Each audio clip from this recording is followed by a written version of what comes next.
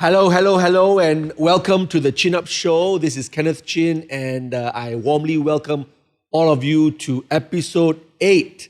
And as you can see, I already have a few guests in our studio. Today, on my left is Pastor Alvin, and on my right, Megan and Sylvia. I'll give them a bit more introduction later.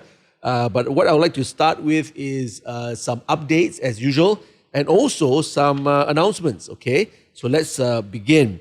We had not too long ago concluded the VA Overcomers Retreat. VA stands for Victory Academy. Overcomers are our teachers.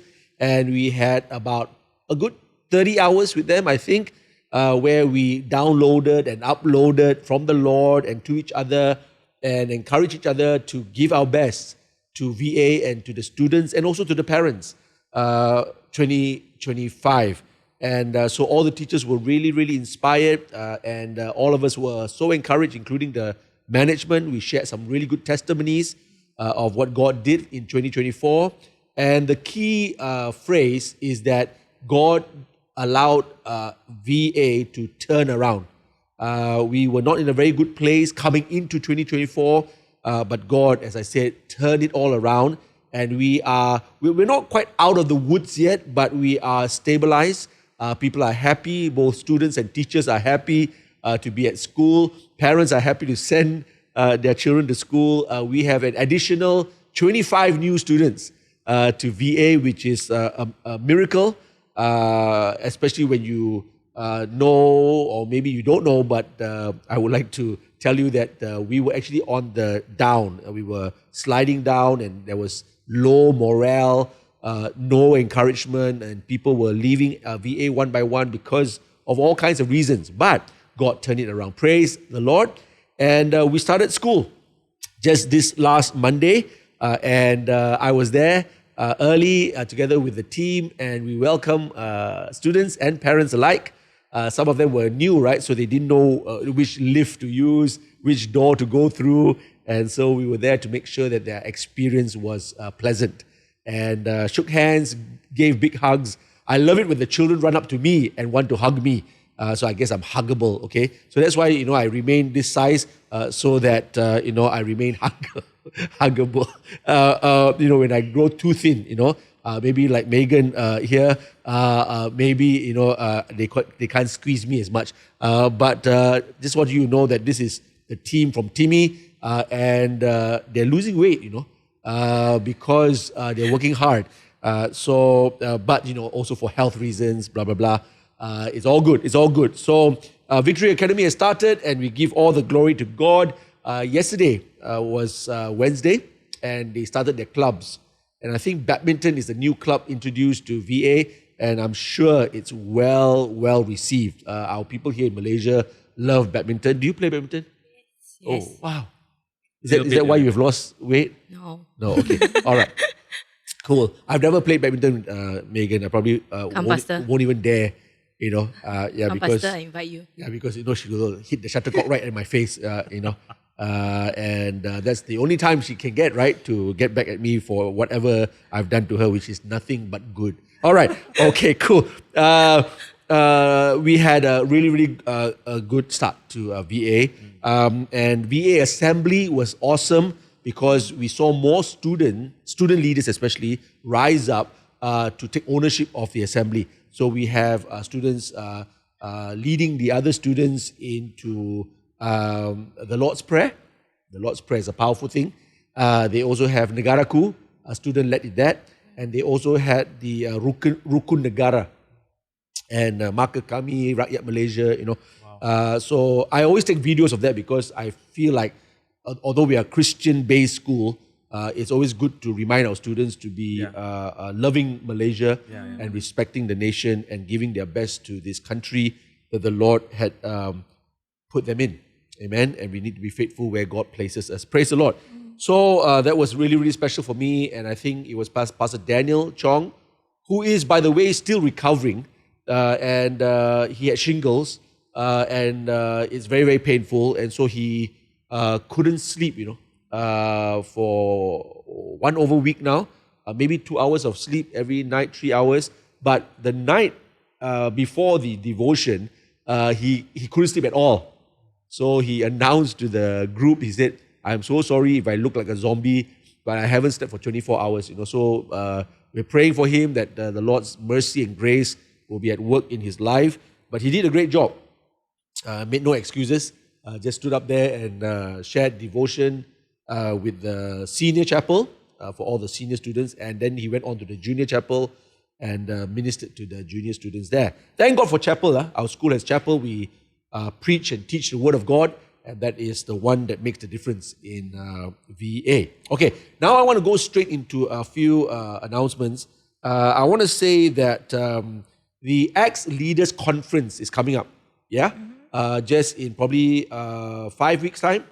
And so it's very near. And all of you, Acts Church people, partners and leaders, and even friends, family members, you too can take note that the anniversary passes are already available. And so it's only 25 ringgit and lunch will be provided on the anniversary Sunday, our 25th anniversary. So please, buy up all those tickets and buy some for family and friends, and let's pack out the PICC hall on anniversary Sunday. But for the leaders, we also have a leaders conference on Friday night, and for the partners, a partners conference on Saturday. Now, so besides announcing that you should get excited and you should come around this with all your heart, 25th anniversary, quarter of a century doesn't come all the time, right? It's really, really special. It's going to be powerful. But I also want to say that many of our global leaders are also coming. I heard from Pastor Sandra, 14 are coming from Botswana. Wow. Okay, now that's not cheap. Botswana, to travel from Botswana, you might even take 3 flights to get to KL, vice versa. So it's not cheap, but why do they come? Because they really believe, they really expect to receive something from the Lord when they're here. They want to fellowship with us, their family in KL and Malaysia. And then I think there are quite a few, maybe even 10 coming from Chiang Mai. And so our family, they're coming back from all across the globe. And so this is the need. The need is for people to house them. All right? So those of you who are blessed with homes, blessed with apartments, blessed with condominiums, blessed with a bed, a room to offer up, could you please get in touch with us? With me, but especially with Pastor Sandra and the admin team, maybe even with Shirley, and get in touch with AYA office, ex-church office, and just, bless somebody with a bed. And I think you probably only need to care for them for like 5-6 days. It should be lesser than a week. I think most of them will arrive by Thursday or Friday and then leave by even Monday or Tuesday. So some can be as short as only 3 nights. So why don't you be a blessing, okay, to one of our family members who are making such a long trip already to KL. We probably need as many as possible. So don't worry. Don't say, I think somebody else will do it. They'll have enough. I think even 10 houses won't be enough, We probably need about 20, 30 to be able to accommodate and show hospitality to our family members from around the world. So I hope that has gone across clearly. Get in touch with us soon, and may the Lord bless you as you are a blessing to one of our guests. I shouldn't be calling them global guests. I should be calling them global family because they are family and there's always room for family. Isn't that right? Okay, cool. Now, I want to also talk about some vacancies now. Vacancy number 1 that I want to talk about, there are a few here now. It's by LINetS. LINetS needs help in 2 areas. One is we need an accounts assistant. Okay, not a high job or a big job. It is an important job, and it can be done by even a junior accountant or someone that's very good with bookkeeping. The reason being is that God has blessed us with a government grant. Ex-church and AYA has never really received any grants, nor have we applied for grants in the past. But this time round, because the need is great, the schools are opening up, and the government has given us the thumbs up and the green light to actually enter government schools to bring the education and awareness of suicide prevention and also mental health. Very, very important. We want to equip students to be able to look out for each other. You know, by the time the teacher actually knows that the student is in trouble, it's usually a bit late. But the first respondent or the first person that even can identify that their friend is not their normal self is usually a classmate, is usually a peer. So the way forward is to equip and educate peer so that they immediately, hey, what's wrong, right? And don't let it escalate, okay? And then they also will know how to go and speak to the teacher when it's too serious, right? When it's getting to a place where they can't do anything about it. So anyway, so that kind of education needs to go out into our schools. And I think there are many, many schools that will be open to us. But like Jesus said, the laborers are few. It's always been a problem of laborers. But I believe the laborers are already there. They just need to respond. All right? Like Alvin responded, like Megan responded, like Sylvia responded, like any one of us here. We one day also had to make a choice. What do we want to do with our lives? What kind of difference we want to make in this world? And so people said yes to the call of God. And so accounts assistant, very, very important. Why? Because when you deal with government, they want accountability, right? They want to find out, hey, I gave you so much money, what are you doing with it? And rightly so. So we can't just go like, we already got 3 accountants and they're busy, so this is by the way thing, and they don't have it on their fingertips. And so suddenly, for example, the Ministry of Finance calls us and say, okay, what do you do? Can you give me a breakdown? And you go like, give me 1 week to get back to you. It's not a very good picture. We want to be, as believers, we want to be excellent in what we do and give God the glory. So if we can just have one, again, it can even be part-time. It's on contract. But you need to be focused on that so that you could help us always be on the ball, financially speaking, with the government. All right? Very, very important. Okay? I want the government to know that we are good stewards, all right, and accountable and just really, really excellent in what we do. Now, the other one is very, very important as well. We need 2 counselors. And these counselors will be positioned in the schools we are working with. And you will work with students, teachers, principal, management. You will work with us, of course. We will be the ones sending you. And if you don't have the experience, although I think the requirement is 1 year experience at least, but even if you don't have the experience, you have a master's in counseling, please get in touch with us. And we want especially the fire in your heart, the passion for young people, and the desire to make a difference in our schools, our government schools especially. So if you are out there, you're listening to this, or you know a friend, you know a family member who can do this, get in touch with us ASAP. And I mean ASAP because the program actually starts in March. And so we want you in early so that we can do, orientation, training, and prepare you for the amazing job ahead. Okay? Again, 1 accounts assistant for LINetS, 2 counselors with a master's in counseling. Get in touch with us, please. Now, Flatfish is an amazing ministry that God has given to X and AYA. Flatfish, flat, F-L-A-T, stands for 5 loaves and 2 fish.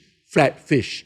And what we believe is that we can take the small, like the 5 loaves and 2 fish, and multiply it for the masses.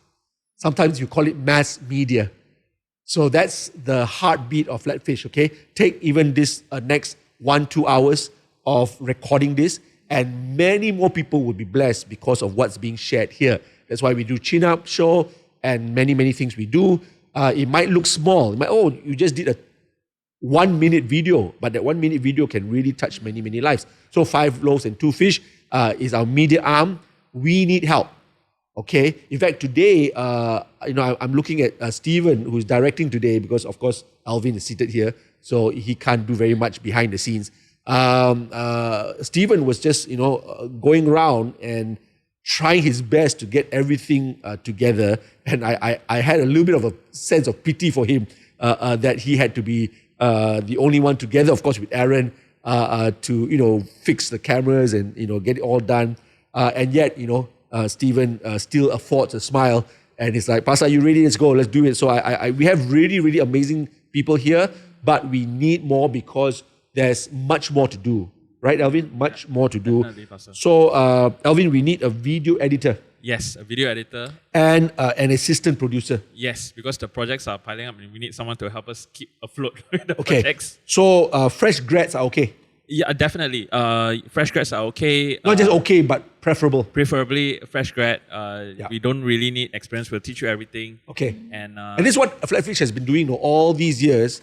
They have been teaching and training, and people have come here with zero knowledge of media, recording, etc., editing, and they go away actually, and this is truth, starting their own editing business and their own media business and their own media ministry because of Alvin and the team that's always willing to train and to teach and to equip. So again, video editor and assistant producer. The younger, the better. In a sense, willing to train and willing to be trained, rather I should say, and teachable. And humble, and not going to tell us what they know, but coming to say, hey, what do you want me to do? How do you want me to serve? And then learn as we go. But we need that help. Definitely. Because there's a lot of work, okay? Anything else you want to say about that? So I guess if you're interested, please, write in to us. You can write in with the details that we're going to show you now. And we are an organization, a youth organization that really wants to make an impact. And we want to work with individuals who also want to do the same thing. But anyway, if you're just looking for a job, please also, contact us and let us know. But we really need those two people to come and help make our productions good. We don't pay big dollars. I'm sorry to say that. But enough for you to put food on your table, pay your petrol, and do your work. But I can promise you fulfillment. You will definitely be very, very fulfilled doing work that is a blessing to so many. Okay, we also need a writer. So if you know anyone who has writing skills, writing experience, there's so many things that we are involved in that we need a writer. For example, D2Y2 just started. I don't know whether anyone here has a copy of D2Y2, but D2Y2 was just launched. We have a fresh copy somewhere, and I think once every 2 months, a new issue will come out. There you go again, Stephen. See, he doesn't just do cameras. He even finds D2Y2 somewhere from his bag. So this guy is Superman today. This time we need help. D2Y2, okay? I said D2Y2 and Aaron didn't even know what that was. No, I'm just kidding. Okay, Aaron, don't get angry with me. Okay. Wow, he's shutting down my camera. Okay, and this is a magazine, our magazine, that is published by AYA, and a lot of good content. You want to get your hands on this one, okay? So we need a writer. We also publish books. We do curriculum. We do stuff by the side where we have to write synopsis and just different things, guys. So if you are a writer and you feel like, I want to be part of an organization that everything I write, people not only read, but they read with a sense of purpose. And it goes further than just a joke or just nonsense. Everything you will write will go far, okay? It can have the power to change people's lives. All right, so cool. Join us if you have, again, a friend or a family member, or maybe you are a lecturer and you have students in your writing class that you go, oh wow, this girl or this guy is really going to fit the role. Please get in touch with us. All right. Now, I think finally, for Victory Academy, we also have got 2 vacancies. One is immediately we need an admin assistant. Again, not a very high paying job, not a very big position, but very important. We need to check students in, check students out, make sure they're safe, make sure they've got books, make sure they've got uniforms, and it's fun, but it's work. And we need the admin assistant yesterday. Okay. And we also need teachers, all right? Victory Academy constantly needs teachers because our student population is growing, and some of our key teachers, they have to stop teaching for example, 50% of the classes because they're taking up more administrative, or should I say management roles. So, like for example, a principal in a school doesn't really teach because she or he has got so many more things to do to manage the school. She has to speak with parents, for example, right? And that takes many hours. And she has to look at finances, blah, blah, blah. And so 1, 2, or 3 of our key teachers now are being promoted to look into things that concern the larger business and operations of the school. Now, if that happens, then they have to teach less. And therefore, we need teachers to fill up that role. Okay? So, if you're a teacher and you are, again, keen on being part of a school that changes lives, we are really not in the business of school. We are in the business of transformation. We transform the lives of young people, of teachers also, and parents, and everyone who comes into touch with the school. Okay? So that's basically all that I have in terms of updates and announcements. I want to go straight into interviewing these good-looking people that are with me. They're all dressed in blue because that's the uniform of timMy. And timMy really, let me just very quickly say this, is the eldest son. Timothy is the full name of Pastor Alvin. When we started this organization, Pastor Alvin came to me and said, Pastor, what should we call it, right? I wanted to call it a name that had an emotional connection. Something that we say, oh, not just Persatuan this and Association that, and just, like a boring name that everybody go like, yeah, okay, it's clear, we understand it, social needs is there, the word special needs children or whatever, okay? I thought to myself, call it a name. It's actually, at the end of the day, a person. It's a child. It's a real being. It's not just a job. It's not just a thing. It's a life that especially Alvin is connected with his own son that brought him to a place where he had to go through a series of emotions. We interviewed him before, so I might not ask him the same question, but I'll just do a quick one, a summary. He had to go through thoughts like, are you sure? Maybe my son is just active, or maybe my son is just quiet. Maybe that's his nature, right? And so you go through the, no lah, cannot be, it can't be, right? And you move into that place of denial, and then you move into that place of like, okay, I will go and try to seek help, but where do I seek help? So then, there's lack of information, lack of knowledge, and then is the price. The price tag on every assessment can move anywhere from 500 to 1,000 and maybe more. And so, is this only for rich parents? Is help only available to people who can afford it? How about people who can't afford it? And so that's why there was a passion to build something for the timMys of this world.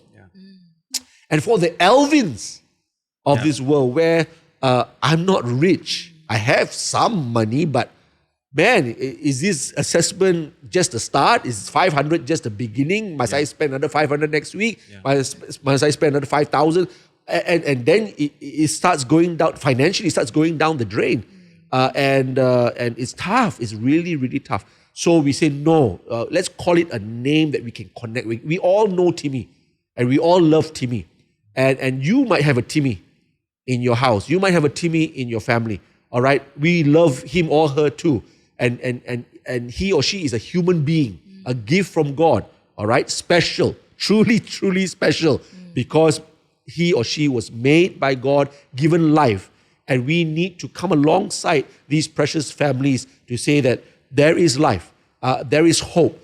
There is stories yet to be told.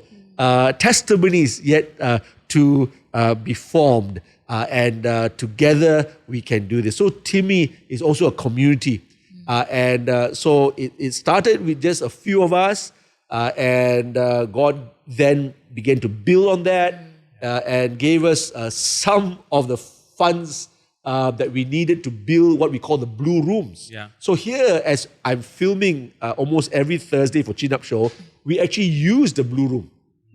And this is blue rooms at the Legacy. Why Blue Rooms? Because it is a name that is recognized as a place that brings calmness to children. Some malls, shopping complexes have got blue rooms or calm rooms.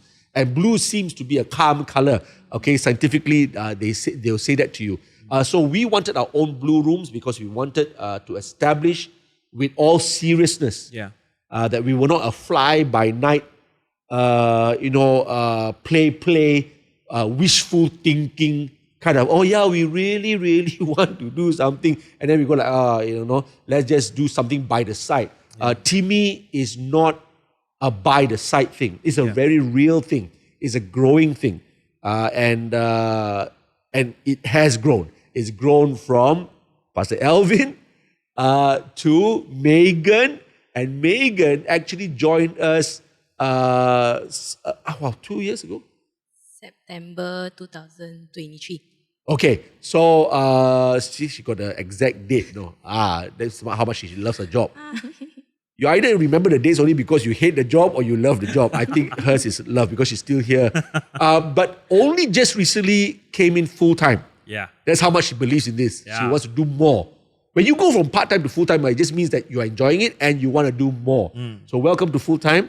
And of course, Sylvia, who is our latest addition to the Blue Rooms, and she is our therapist. And Megan is our manager of the Blue Rooms. Yeah, Megan? And I know that if I was going to ask any one of you three about stories, amazing stories that Blue Room has touched and brought about, I will be asking you, because you actually are here seeing moms and dads come visit, seeing children transform. So we're going to get into some of those stories later, okay? Inspire the people who are watching. Again, welcome Sylvia as well. We knew that we needed to come to a place whereby we needed to have some brains when it came to actually helping the student. When I say brains, I mean the science behind it, the education behind it. And so we knew that one day we had to have a therapist. We were praying for people to come in. And of course, we also have a Dr. Ho now, who's not here today, but he's actually retired. Came back from Sabah, if I am not mistaken. He joined our church here, ex-Kota Kemuning, he and his wife. And then we didn't realize that he actually has all that we need as far as the science is concerned. Well-trained, well-certified, has been doing the work already in Sabah.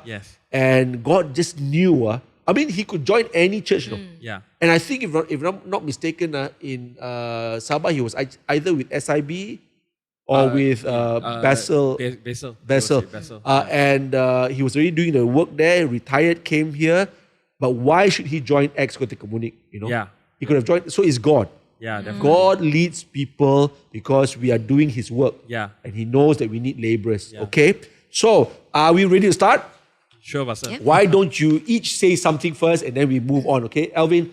Thank you so much, Pastor, for that introduction.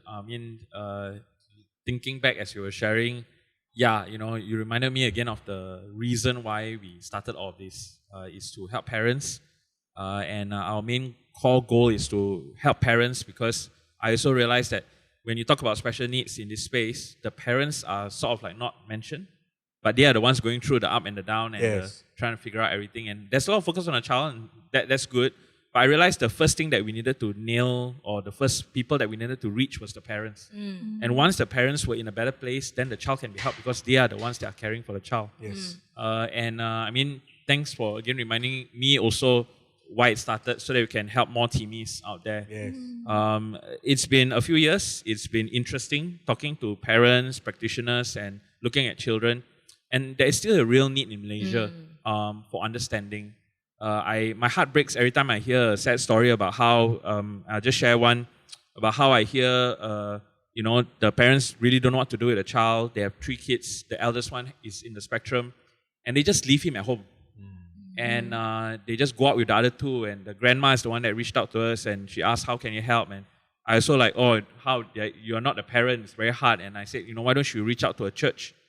Because I know the church will at least receive the child. And I remember, when I was talking to one of the teachers that finally later I found out that the grandma went, to that place, and the child was hugging every teacher and didn't want to let them go. And for someone who don't understand, they'll be like, why is he doing that? Didn't the parents teach? Well, the parents, of course, didn't teach. But I teared up because I told the teacher, I said, and the teacher understood because she handled special needs. I said, do you know why he's doing that? It's because his parents never hugged him at home. A very simple story, Pastor. But every time I remember that, it kind of breaks my heart to like, wow, if we can only reach the parent, then hopefully they will provide the right help for the child. Right. Because from what I know, I always tell parents this, no matter how old your child is, even if they are 20, 30, there's still hope and there's still help. Yes. Because I've been able to talk to practitioners. I spoke to recently a behavioral psychologist. And I asked this cheeky question. I said, what if an individual grew up to be 30 years old with no intervention? Can you still help? And the person said, before I answer you, I will tell you what my colleague always tells me. Because behavioral psychologists help adults to overcome their addictions. And he said, my colleague will always say, even with a 70-year-old drug addict, that person has a chance for recovery and behavioral change. So I'm like, okay, you already said enough. They dare not claim because there's always thought of like regression and all, but we can help everyone. Of course, we're starting with kids now, but I pray one day we will also help adults to realize that, hey, people can be helped. So that's probably what I want to say, Pastor. Great. Thank you, Alvin. Megan, would like to add to that? I think later I will share some stories. Okay, good. Maybe start with what made you join timMy? I think it's the vision and mission of timMy to actually help parents, and starting off as I start being an educator, actually I could see that the importance of helping parents is actually the key point. So that's why when I found out about timMy and I spoke to Pastor Alvin, actually, he told me, I asked a few questions, and when he told me that the mission is actually to help parents, then I knew that, yes, I think our vision aligns. Because when you help parents, then the parents actually are the ones that will take care of the children until the end. So sometimes as much as you want to help the children, we do need to impact the parents first. So that's one thing that until now we still stand on it.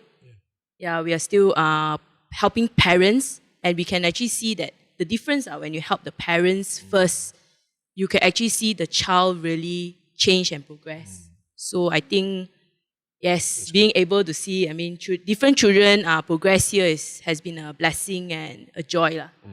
So tell us a little bit about what do you do here at Blue Rooms on a daily basis? Because I know sometimes when I'm here, I look up and go like, oh, there you go. Megan's upstairs playing with toys. As you can see, we have toys on our table. And it's not just toys, First of all, it's expensive toys, yes. number one. Developmental toys. Yes. But it's developmental toys. That's what you call it, right? Yes. Not just toys, but developmental toys. And I know you take care of the whole inventory upstairs. I know that you make sure it's always clean because, it's supposed to be hygienic when children are playing with it. Yeah, what else do you? Different stuff, helping out with some designs, maybe for our social media, trying to post up different things, so that, because like just now you were saying media also. Yes. So we're trying to reach out in different ways. Okay. Social media. Yes. Pastor, I think I'll share what Megan does, because sometimes I feel she's very modest. Yes. She's quite key. She's always very modest. Yeah, she's quite key here because she helps run the operations of the Blue Rooms. She's the first contact with every parent, every inquiry, every parent. She's the first point of contact. Right. And she also counsels and coaches parents when they come in. Because Megan was also trained in education, and she used to, take care of her own daycare. She was a principal there. So she's kind of like the principal here. I think that experience helps her bring that into the picture.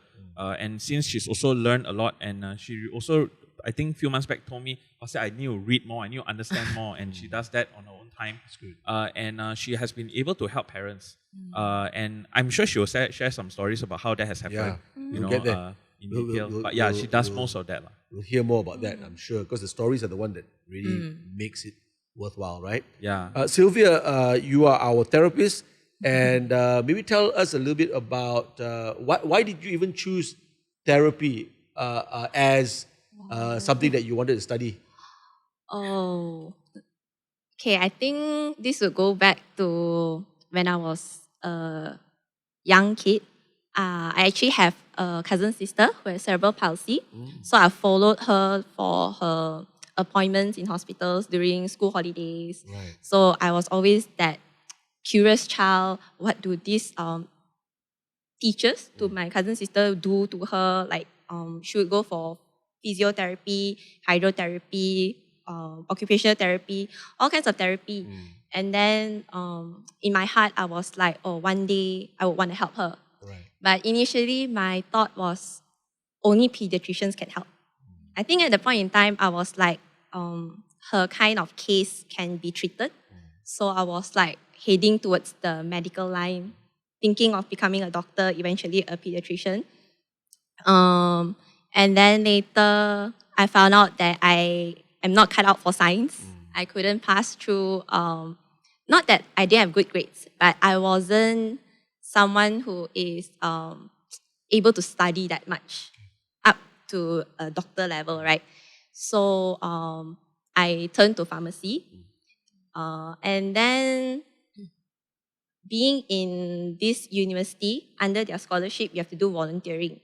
And during that volunteering, it's either you teach refugees, volunteer for some CSR, or you volunteer with a special needs center. My heart straight away went for the special needs because I felt that there was something I'm familiar with. But it was a whole new world because all this while, I've only been exposed to children with cerebral palsy or more like physical needs. But in that center, I met children with autism for the first time, children with ADHD for the first time, children with speech delay for the first time, children with Down syndrome for the first time. And it was a mix of all these children that kind of like, oh, actually at this age, right, understanding that all these kids don't have a cure. You can't change them into a normal person anymore. That kind of thinking. But what these people are doing is that they're educating them. And it's through education that makes their life better, that they can live on a better life when they're older, right? So my heart was torn in two. Do I continue pursuing pharmacy or do I take up this education because I wasn't doing very well in pharmacy as well. And at that time, I had this dilemma. And one thing that my mom said was that if you were to do special needs, why not you take a stable job and volunteer? But it felt like I wasn't cut out to do that.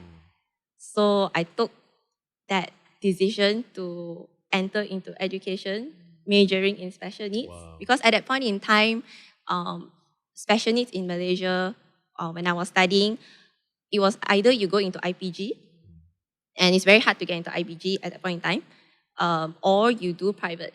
And private, it was only about 2 or 3 universities at that time that offered this. As I studied later on, then more and more universities gave that offer.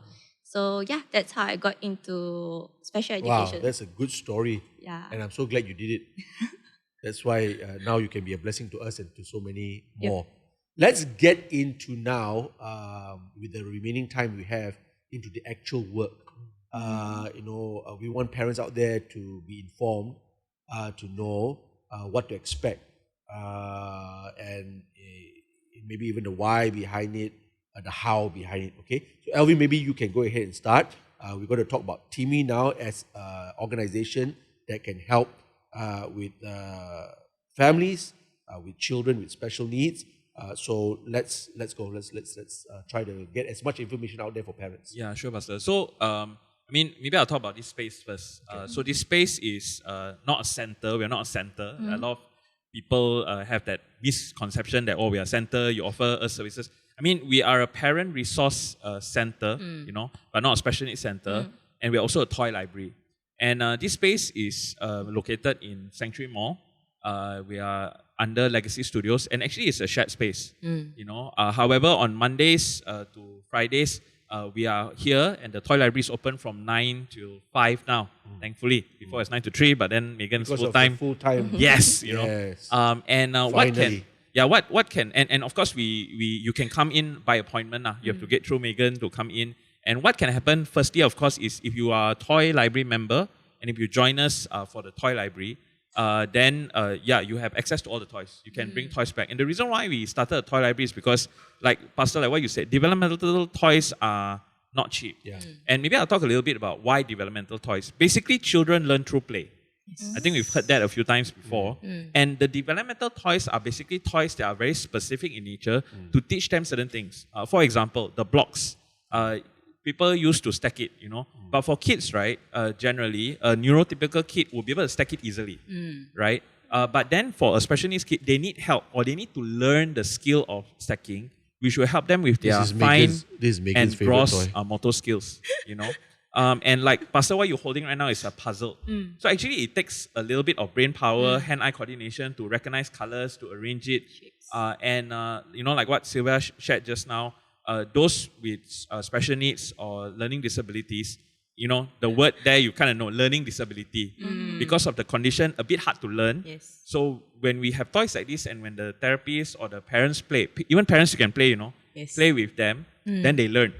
And the thing about toys like this is, actually once they learn, like after they take the toy bag and they play for 2-3 weeks, they're done already, and they will get bored with it and it's time to progress to a new toy. So imagine if you're a parent and you want to, maybe you cannot afford to send them for, all the special needs therapy and you want to do it at home, you need to keep buying toys, even that is expensive. Yeah. So having a toy library, you can come, pick a few toys, go back, teach a skill and play with your child. So there's bonding, there's playing. Yeah. And then from there, you can come back, you can take another thing so that they progress to the next level. Yes. So that's the first thing.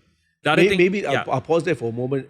And also there are parents out there who have already bought toys. Yes. And but their children only, once they play with it for a few months, they move on to another toy. Yes. So the toy that your child doesn't play anymore, you could also come here and pass it to us. So that another child gets blessed. And then when you come here, you can find out that, maybe my child needs this other toy that will help with their progress.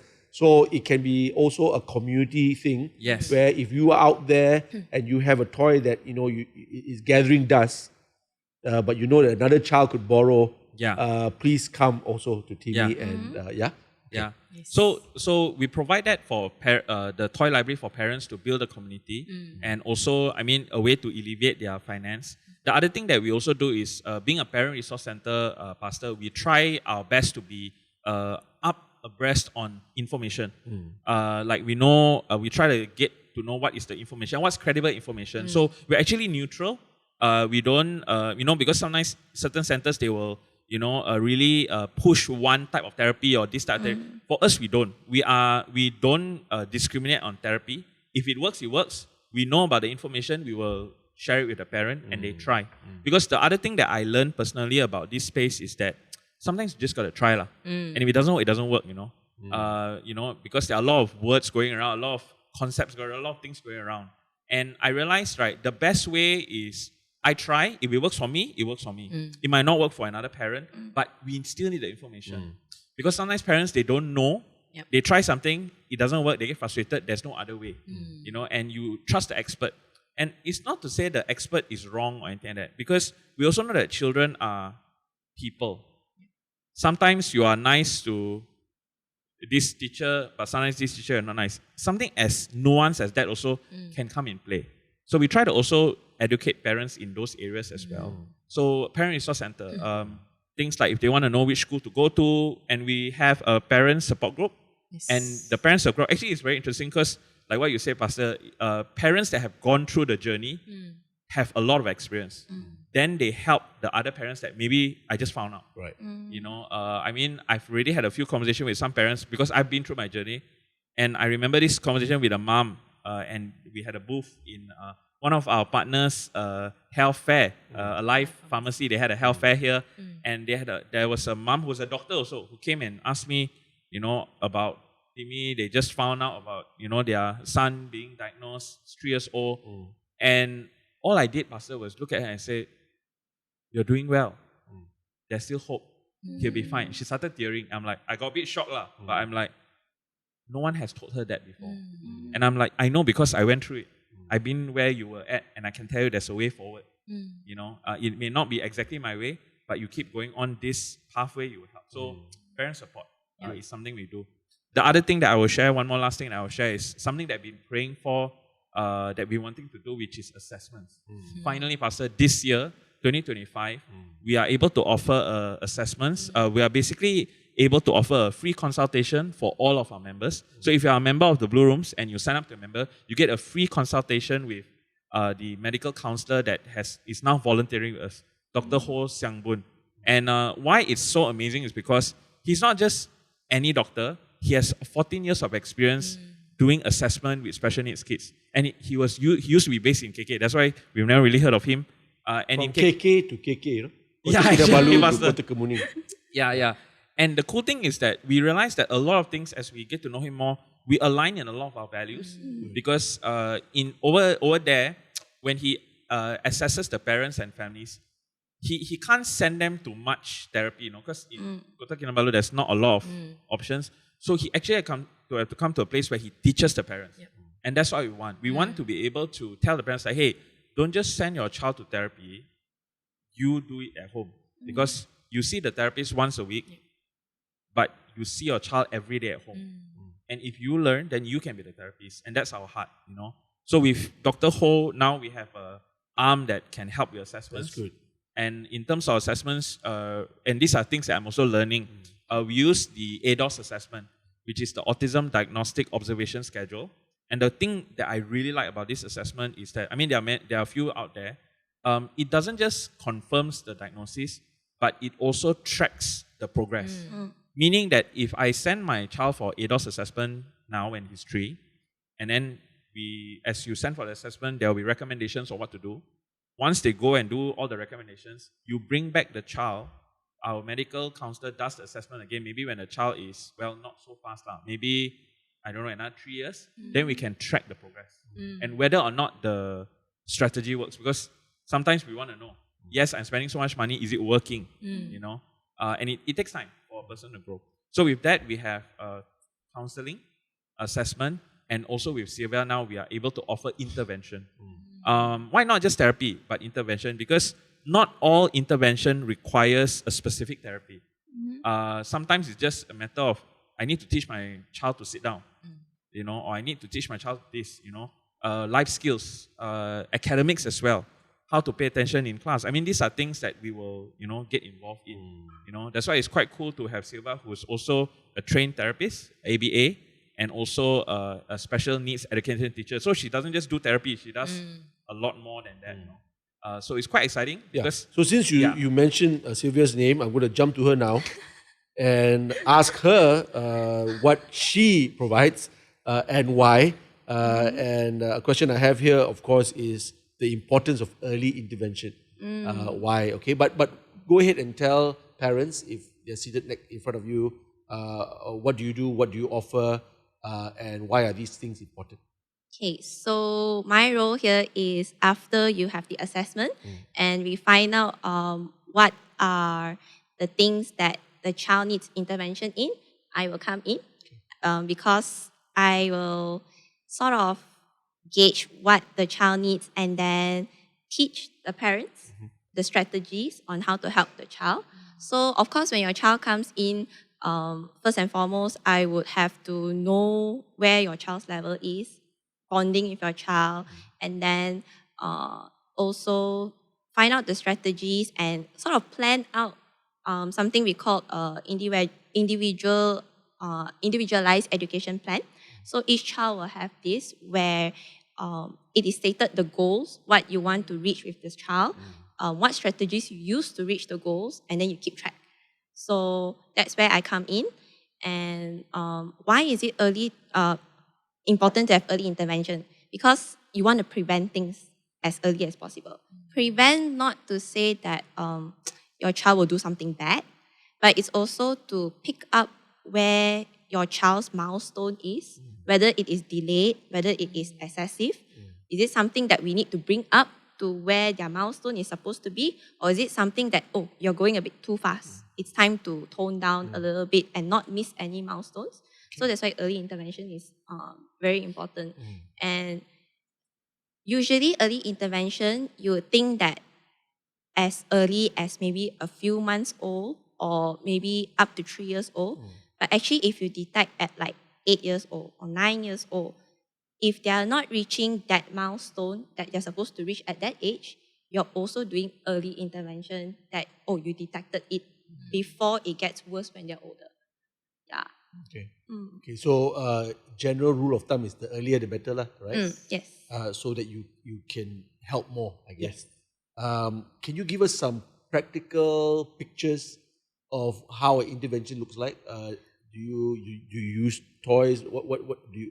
So what do you we look at the different developmental milestones. So if let's say physical, it's very more like you'll have step stones, or maybe you use even the bridge, that ladder. Simple thing as chair also, balance beam as well. Things like that is because actually everything our developmental is connected. So let's say if I were to use a balance beam, physically the milestone is that, oh, this child has difficulty going up the stairs. But why? Is it because they cannot move their legs properly? Is it because they cannot gauge the depth of the stairs? So it helps because it's not only moving your limbs, like gross motor, moving up the stairs, but also your vision, like are you seeing properly? So if let's say vision has a problem there, then we will do vision activities, like maybe you need to like poke the ice cream stick into a bottle, because like you need to gauge, right? Like where to put in the stick and stuff, so it helps. That's a so lot. interesting. Yeah, so it's Yeah. actually like auto-connected, like everywhere. Yeah. Yeah. Now I know why you have to study to be a therapist. And you cannot just go like, I think I know what to do. Yeah. Just throw him into the water and try getting to swim, because it's not just physical. It can also be intellectual. I can imagine, right? There's just the way he thinks. He's just thinking differently than you and normal people. Not to say he's wrong, or whatever. Maybe I guess born like that, but can be trained. Can be. So really, sometimes people use the word training, but we are using the word intervention, and coming in to give what is really needed to make this child live a more normal life. I think, right? That's in my layman's terms. I'm sure if I let Sylvia keep talking, all the scientific words will come out, and that's why she's the therapist. Maybe one more thing I have in my mind is, so if I'm a parent, I come to you. Is it something that I expect to do long term? Is long term relationship with therapist better? When does it stop? When does it end? Does it continue? Do you therefore keep a file on my child? Just give me a little bit of the administration or the operations behind that. Professionally, you will need to keep the file, because you need to keep track of the progress of the child, right? So in case of long term or not, it's based on your child's progress. Okay, correct. So for me, as I'm doing a holistic and general approach, I won't be able to cover everything. So as much as I can help your child, I would oversee that progress. And as much as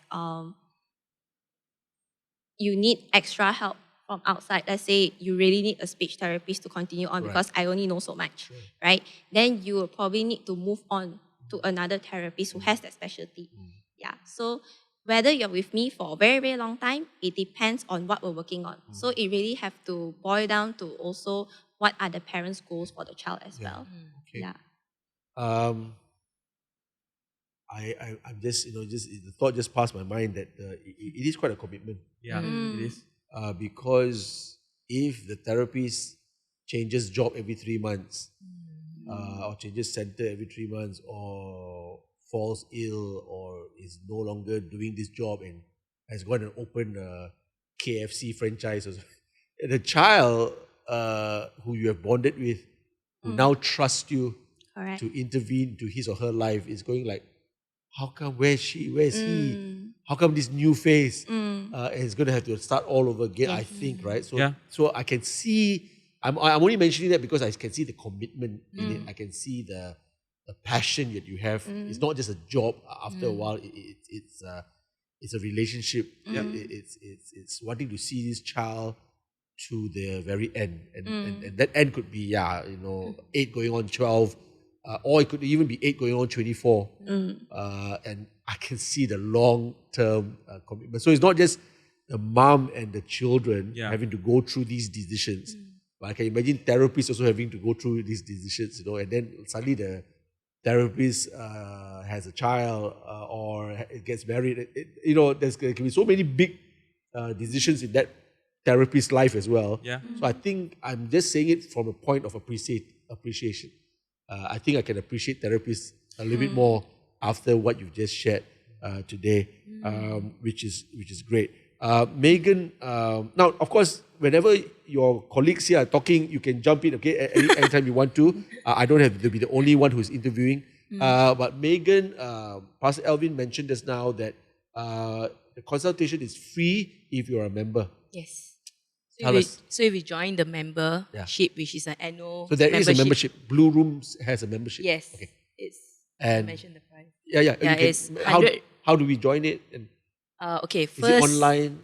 Do they come physically? you need to contact me. Okay. And then you will speak to me. Okay. And then I'll understand a bit on your situation. Yeah. And I'll ask a bit. One thing, this library is especially for children with special needs. Right. So we do need some form of like a diagnosis or even some form of letter that says that, the child is in the spectrum. Okay. Then from there, If they don't have the letter, they can come to BSS here. Yes. For now, Now they thankfully can. this year, Now we they have can. Dr. Ho. Okay.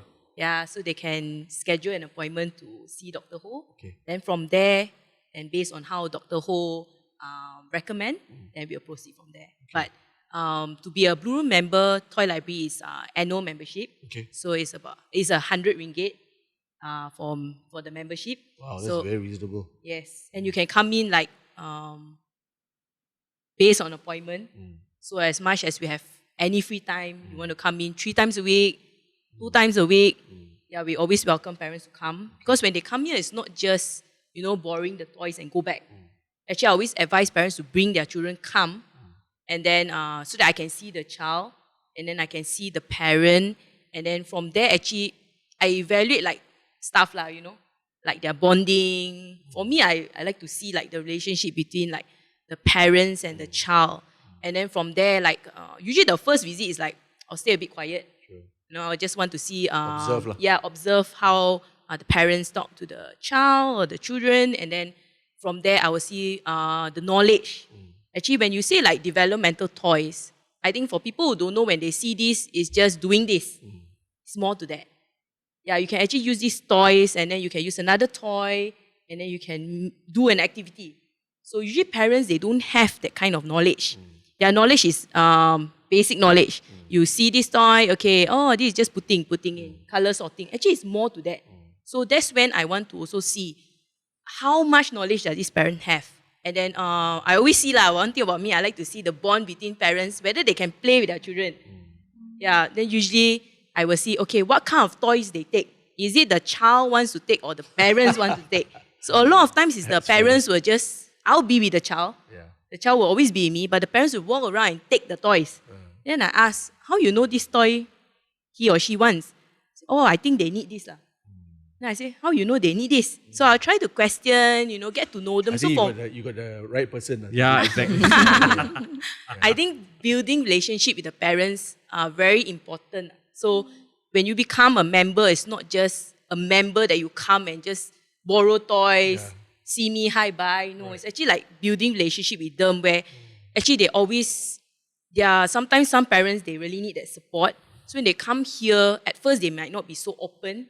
So I try to get to know them and try to know the root problem of why sometimes they are not so open up.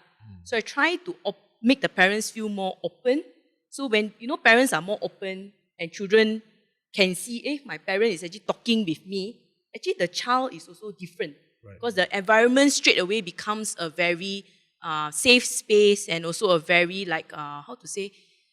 a place like they see their parents, can trust this person. So the child also tend to open up. Then, or sometimes it's the other way around. The parents might not be so open up, but then when the child, I try to gauge with the child. So when I can talk to the child and the parents see, why? Why this? Why not? Why when she comes here, he or she comes here, it's different. So I want to change the parents' mindset, perspective, how they look at things. I think that is always the first step. So being the member here, right, it's not just being a member. You're actually being part of a community. Good. Because we have parent support, now we have additional team. And then we have different parents. So actually what I also did was trying to do in the future also is when I know a few different Blue Rooms member and I know the needs of the child, and these two child could actually have a play date. So I'll do instead of having an individual appointment, I will actually schedule a play date. That's good. Yeah, so parents get to actually also meet another parent. The child also get to meet another child. Yes. Then in a place that they trust. Yeah, so I think building that trust, a place that we always say Blue Rooms, it's a calm place, but it's a place that I think parents can really trust, not just in terms of resources, Yes. but also in relationship. Right. Yeah, Good. and bond. So also, I want to add one thing about the play date for people that may not be aware. I mean, if you're a parent of a special needs child, so special needs, one of the key things of progress is social development, which is interaction with other kids and all that kind of stuff. And sometimes you need to teach this to the child. Yes. But if you have a neurotypical child and if, let's say you say, oh no, but I send them to school, there is no opportunity for them to take time to learn because everything is happening. So a lot of times, some of these places, they organize play dates or social play with people and they actually charge for it. Yep. Like I know a parent that sends the daughter for social play and it's not cheap. It's like going to play piano, but it's no, so that there are other kids that are there and then there's someone observing. But people can come in and do it in a way, well, not for free, but if you're a member, and you have a manager that cares enough to connect the dots. Privileges. Yes. Yeah. So So it's more to that. It's not just... So it's not just membership. We want them to be serious. Yes. As we are serious with them. So the amount of money is not just so that we can pay our bills. More than that is just, okay, let's get serious about this. Put in some commitment. And more than just the toys, as you said, we want to build a community, build a support around you. We want to be able to speak into your situation, not just only listen to, I want this toy, but we want to be able to ask why you want this toy and really help. The point is to really help. And so once you join the membership, then we know you're serious, then everything else is a benefit after that. Yes. Yeah. And we're not wanting to charge for everything unless it's only reasonable to do that. But otherwise, we want to say, come join us, come let's together help you and your child and each other and others who will come. Maybe this is a good time, Megan, to share one or two of the stories that has inspired us. Okay, maybe I share the recent story that I think is very inspiring. Was a parent, Japanese mom, actually stays behind here, the condo. Yeah, but they came here in January 2024 because the daughter studies in a school nearby. So she has a child, 2 children. So the younger one is a boy. He's 2 years old. He has Down syndrome. And she is actually a doctor in Japan. So she came all the way to Malaysia for the children's education, for them to study English. That's something Japanese people would actually do. So when she sends her daughter to school, this boy stays at home with her. So when stay at home, how young is he? 2 years old. Okay. He's 2 years old. So when stay at home with her, every day facing him, this is what she shared with me. She was actually finding for a place for him to actually socialize, a place for him to actually play. And then because she knows that she will be going back at the end of 2024, she didn't want to get many toys. But she also knows the importance of toys And not just, like I say, any toys. It's literally developmental toys. So she only has like countable toys, like 3 toys. That's all. And she did it for like from January up to November until she found us. Okay. How she found us is because we are located in a mall, right? Eco Century Mall. Downstairs we have a poster. Sign. Yeah, Signage. like a sign, saying about timMy. So one day she just popped by. And then usually we only accept by appointment. Yeah. But that day when I saw her, actually I didn't even look at, because she was pushing a pram, I didn't even look at the child. I just saw her, I could see that kind of, desperation, that kind of, like, I need it. But I didn't know what she need. So I just spoke to her, just had a few. Then she told me, hey, actually, then only she point to his name is Riku, point to Riku, then only I realized, oh, okay. And then I just brought her in, just showed her around and just shared a bit. And immediately she actually asked me, how do I join? Wow. And once I got to the next fall, it was a Friday. The following Monday, she straight away joined the membership and she came for 2 to 3 times a week. Because Riku, he has Down syndrome. So he's 2 years old, but his developmental milestone is lower than 2 years old. So he actually is non-verbal. He cannot walk. He used to just crawl on his stomach. Wow. Yeah, when he came in, he would just crawl. And mom usually carries him wherever he goes. So when she came and I saw that, like I mentioned just now, I would observe the parents. Then I realized, oh, actually, he has, children always have this room for improvement. But the problem is the parents. I wouldn't say it's like, they might not have the knowledge. Even she's a doctor, okay? But I think she didn't realize that because she loved him so much, seeing his situation and all, she just wanted to do everything for him. Right. But then she also didn't realize that by doing so, it slowed down his progress. So by observing that, and then, I straight away, because I personally never really, I dealt with a Down syndrome child. That was like my first year of teaching. But then it's been a long time. So when seeing him, I realized, oh, this boy has so much potential.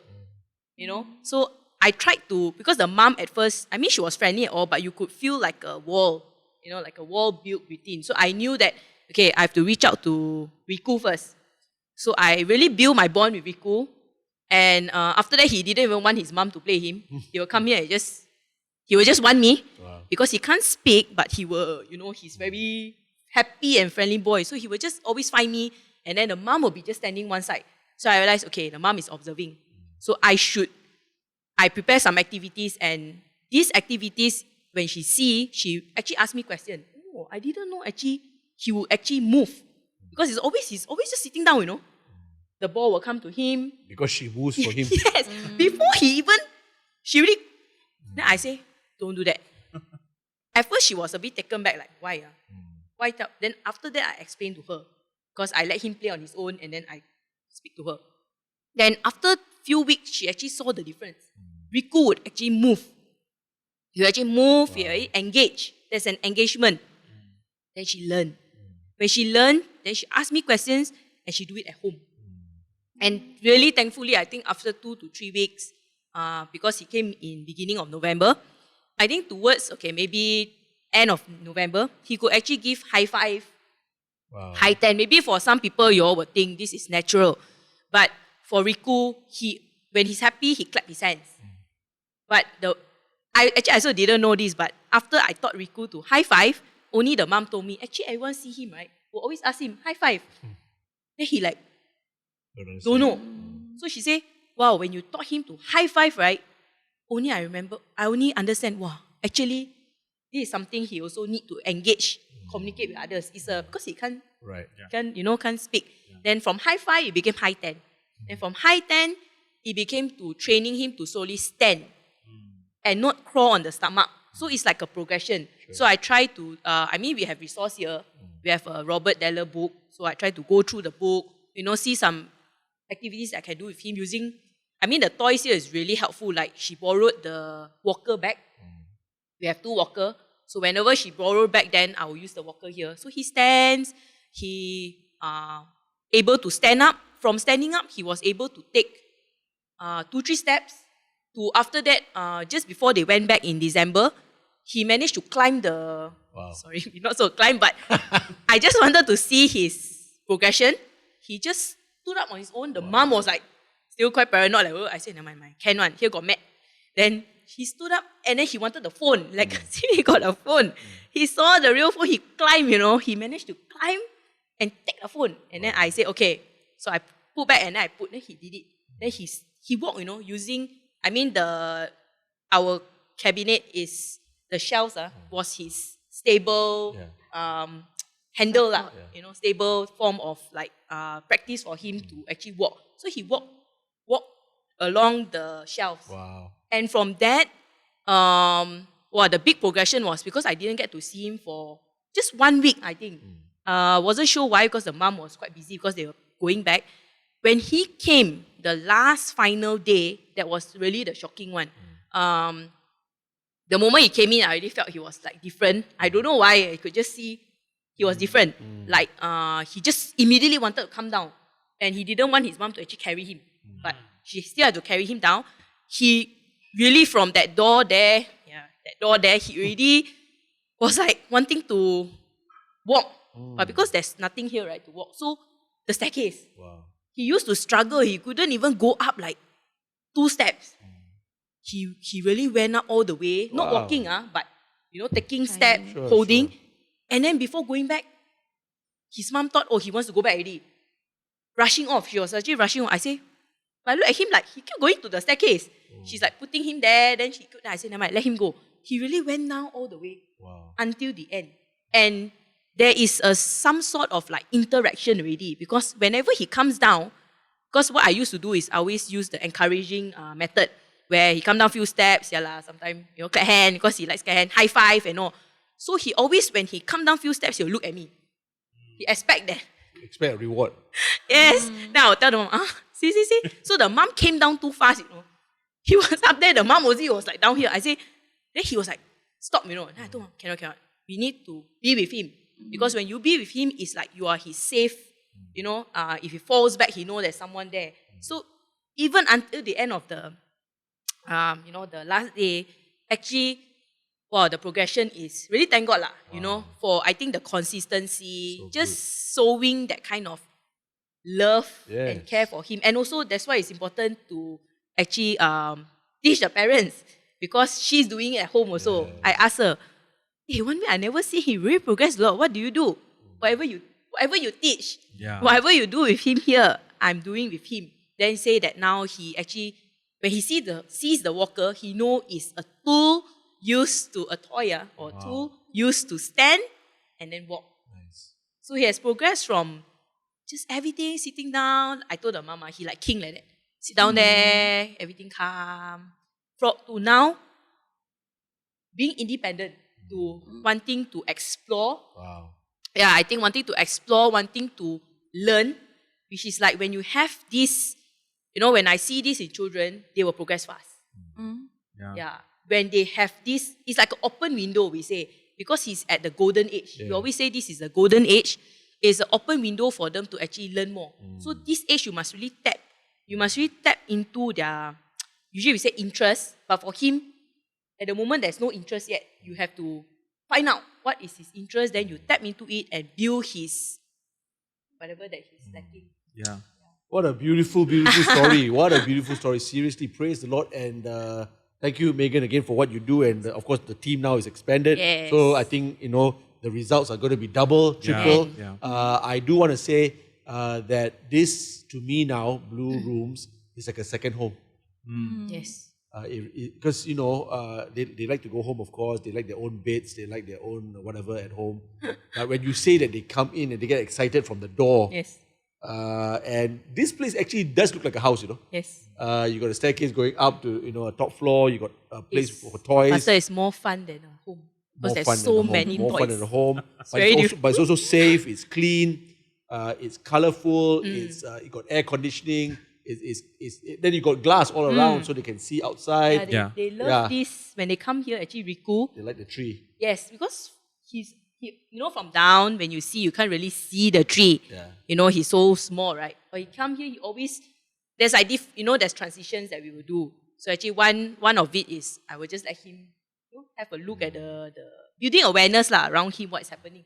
So you look at the tree, and actually, I think the last day he and his mom actually went to this treetop and actually to take picture and stuff. So this open space like that is actually very good for the children because they can actually be more aware of their surrounding, what is happening around. So God knew Yeah. give us the perfect place. Yeah. Because when we were looking for this place, it was not mainly for the blue rooms. It was going to be a media center, especially during the pandemic.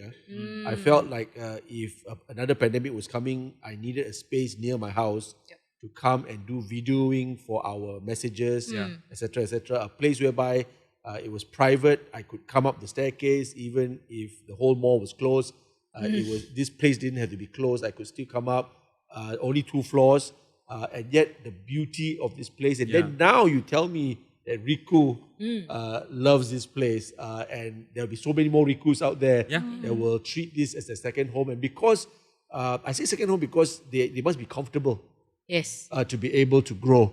They cannot be afraid of this place, or it's a dark place, or it's an ugly place, or it's a place that's not fun.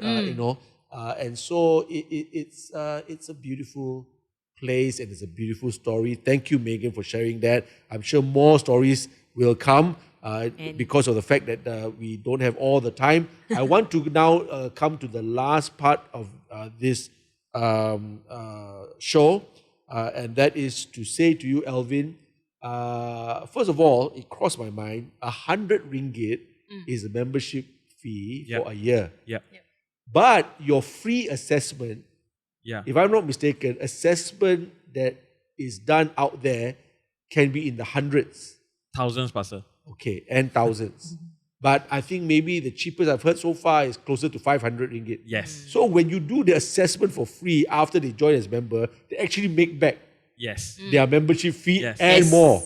Yes. And every other thing that Megan does here is also actually chargeable. In any other place, but you don't because you're not about that. You're about let's take care of our members. And so let's talk about funding now as we draw to a close, Alvin, because obviously this takes money. I remember I had to sign a check for 10,000 ringgit just for the toys. I almost fell off my seat. Actually, it's more, Pastor. It's about close to 15 for I know because the first check, I remember it was 10,000 ringgit and then they tell me, Pastor, this is only phase 1. And I'm like, I've never bought toys for myself that is even close to 1,000. Okay, don't even say 500 lah. Okay, it just blew my mind. But because we were committed, and we knew that these were not just toys, developmental toys, as we said. So let's speak into this funding. How can we help? What are your plans?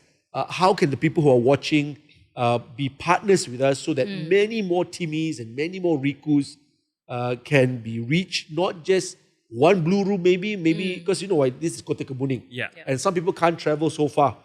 So maybe the dream could include blue rooms in different places, Pastor. and even if we don't own it, it can be other people owning it, and then we go and help set up or stuff like that. Let's see what God has planned, but. People are watching and people are probably asking the question, how can I partner? How can I help? I might not have a special needs child, but as you said, timMy belongs to all of us, and we want to do something to help. So maybe speak into that for the next few minutes. So maybe, Pastor, I'll talk about some specifics. Okay. I always tell people and parents that we're not business. So I'm not here to make your money. I'm not here to sell something to you. I just want to help you. But of course, there is cost to it. I firstly want to thank AYA because we are doing this in partnership with AYA and also X Church for supporting us. We've run 1 year. We talk about full-time, part-time. Now Sylvia's full-time, part-time. Hopefully we'll get her full-time soon. We need funding. So thankfully we've got some generous donors. But this year I feel like we want to do more, and I also want to be brave enough to share about the costing. So maybe just to talk a little bit about what we offer. We have membership, and of course it's just 100 ringgit. And after you calculate the toys and all, it's like a steal in a way. And it's every year 100. And then the consultation is free. The consultation is free. However, the assessment is not, because the assessment is like a legit assessment. So there is a certain cost to it, and the cost is just 250 ringgit. Okay. I don't know where else you can find so cheap assessment. Okay, but we want to offer that. And after that, we also have the intervention sessions, which is also cost. And that one we go by block. That is another costing. But even after you calculate all those costs, people say, oh, are you earning money? Not really lah. Because the other thing we also want to help is, we're also very well aware that there are parents out there that need sponsorship. Yeah. So one of the reasons why, rather than just give free everything, one of the reasons why is we do need to attach a value to the cost.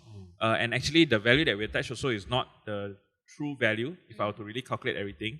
Because we also don't want to be another center that is very expensive.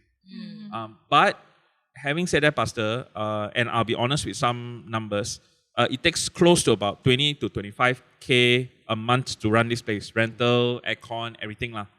And like I said, we've been very thankful for AYA and X. But now I'm looking for sponsors who want to help us continue the work. And of course, when they give more, then we can survive longer and do more. And we're not just getting people to come in to do therapy. We want to give them the tools so that they can go back. And not, I always tell the team, I say, our goal is to not look at you, not see you back, I mean, yes, see you back, but the joke is like, when you go to, and again, I'm not saying all centers are that, the structure sometimes a center is you come to me and I'm the expert, I teach. For us, it's like, no, I want to teach you enough that you don't have to see me anymore.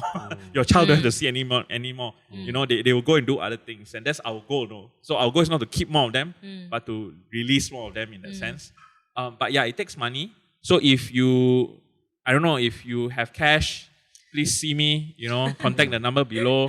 If you feel like you want to contribute. And it's not a lot. Again, I feel sometimes people think that, I need a lot of money. No, actually, if you feel like you want to sponsor assessment, sometimes it's as simple as that. You say, hey, I don't mind sponsoring assessment. Here's 250 ringgit. Can you use this to assess a parent? Yeah, that is something that we're open to as well.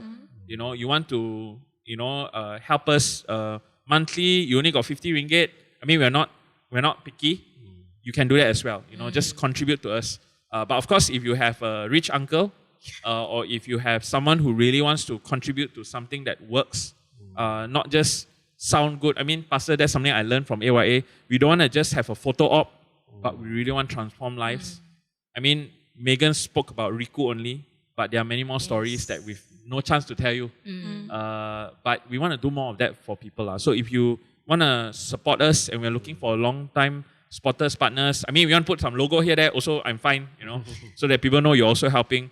Please let us know, because we really do need help financially, more than anything else, so that we can pay the bills, so that we can keep Megan and Sylvia and myself.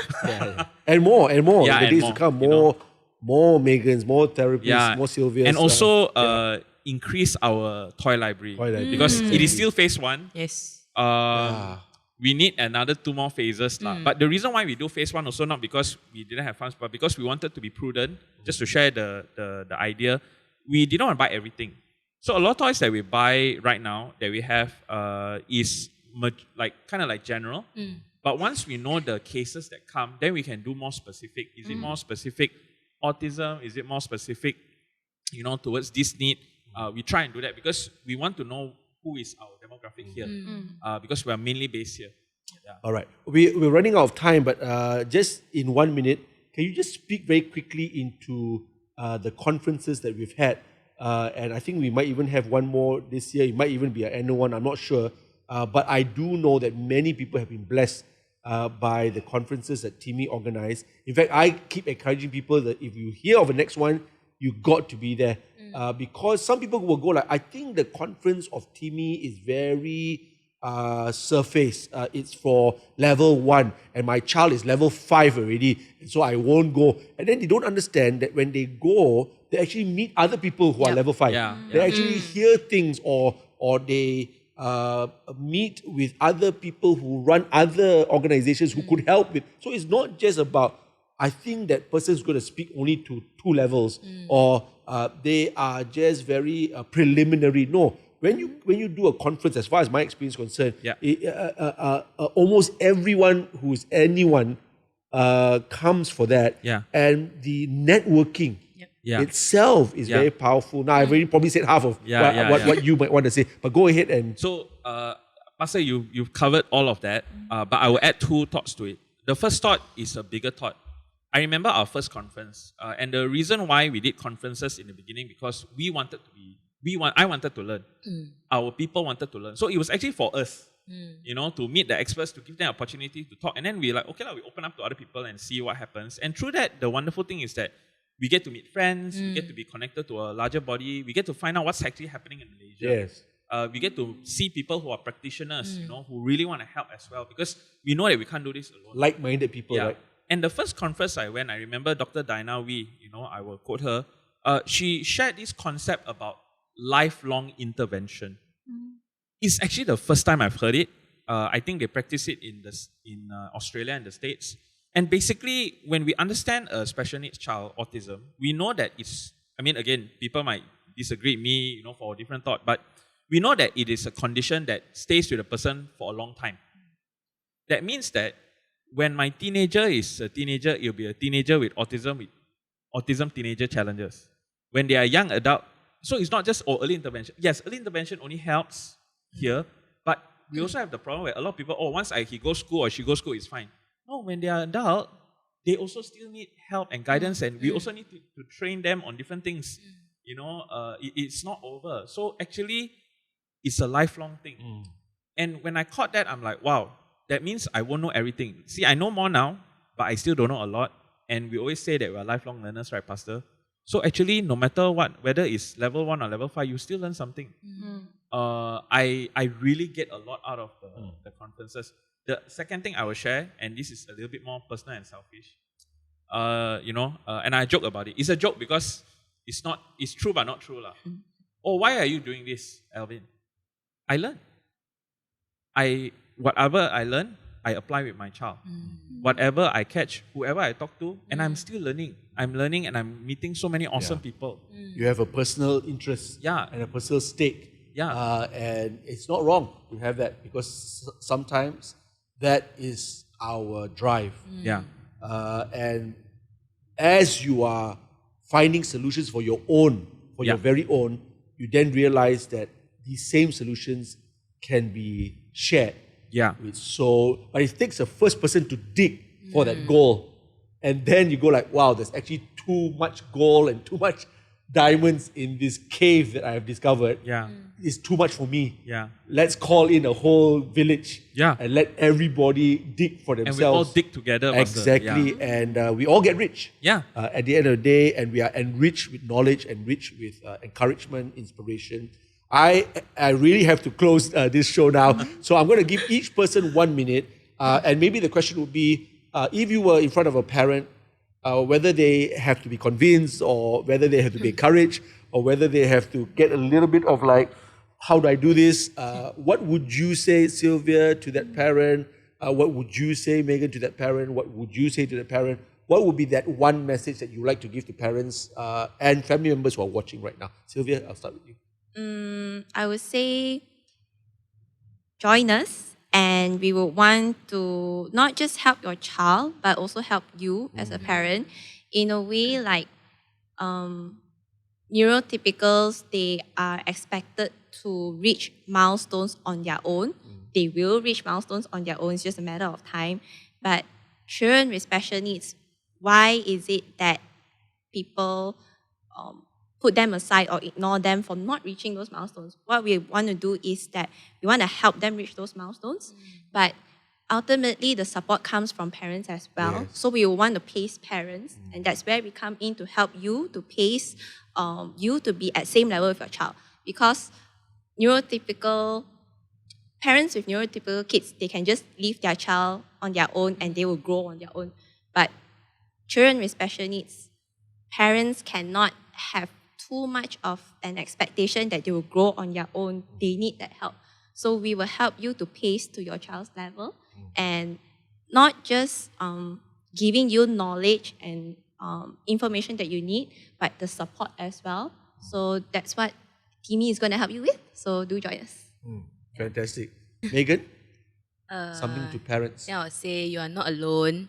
So there's always support. Just you have to find the right support and the right community. So if you're looking for the support and care and love, then you can always look for us. That's good. Fantastic. And Alvin? I always tell parents this. There's hope. There is hope. It's going to get better. And as long as you want, you might not know everything, you might not have all the money, you might be, worse off in any resource. As long as you want to help your child, it will be okay. And all parents that want to help their child, you are doing okay. That's what I want to say to parents out there. So good, so good. Well, that brings us to the end of this show. It's been enriching even for me. I've been so blessed just listening in. And I want to thank our guest, who's actually also our family. Pastor Alvin, thank you for being here. Megan and Sylvia, thank you so much for your time. And I'm going to sign off now. And thank you again for tuning in. I pray that this has been helpful to you and hopeful. Okay, this is Kenneth Chin signing off. I want you to give us a comment, give us a like, and definitely share this with as many people as possible. Till the next time, God bless you. Bye.